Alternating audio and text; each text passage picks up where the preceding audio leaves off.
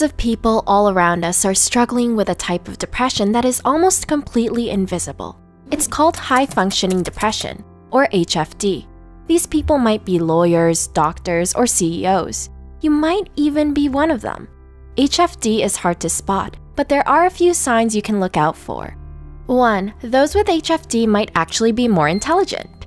New research has shown a link between HFD and increased intelligence. According to a study, overdeveloped intelligence might be linked with dangers and losses that punctuate our lives. Somehow, it makes a lot of sense that geniuses tend to struggle with depression.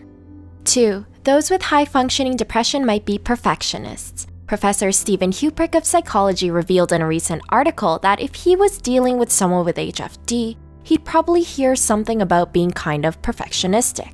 It's almost as if those with HFD battle their issues by focusing and improving on every little detail. 3. Those with HFD might have a family history of depression. In a recent study, it was found that depressed children and adolescents with high potential often had a family history of depression and bipolar disorder. What this means is that if you're a high achiever and you're suffering from depression, it might just be genetic and something you can't control. 4. Those who have HFD often try to endure it without getting help. Healthcare professionals know that HFD can be very hard to diagnose. This is simply because most of the time, people try to endure it without getting help. High-functioning people might be in denial, or they might not want to let their depression get in the way of their busy lives. 5. HFD can gradually build up, getting worse and worse over time. Doctors who have dealt with HFD note that it can really sneak up on people. It slowly but surely gets worse, and the symptoms might grow in intensity without people noticing.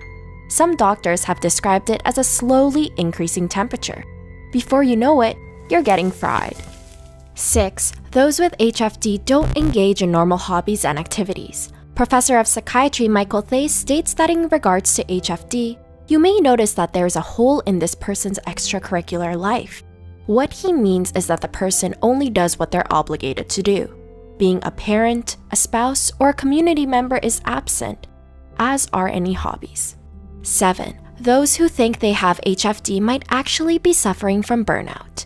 HFD is very tricky to diagnose, and it shares a lot of similarities with burnout. Burnout, as Katie Morton states in one of her interviews with Jacksepticeye, is when you feel the reward is not worth the effort you're putting in. So it's a more casual result of working too hard, whereas HFD can occur in individuals without burnout signs. HFD is simply feeling depressed with or without doing anything. 8. People with HFD might have symptoms of clinical depression.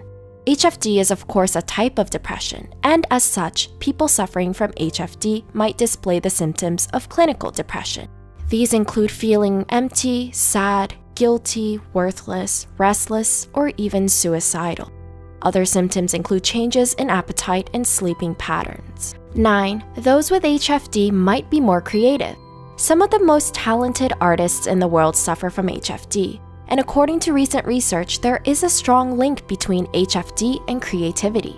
According to a study from 2012, traumatic losses appear to trigger fruitful inner work, mobilizing creativity.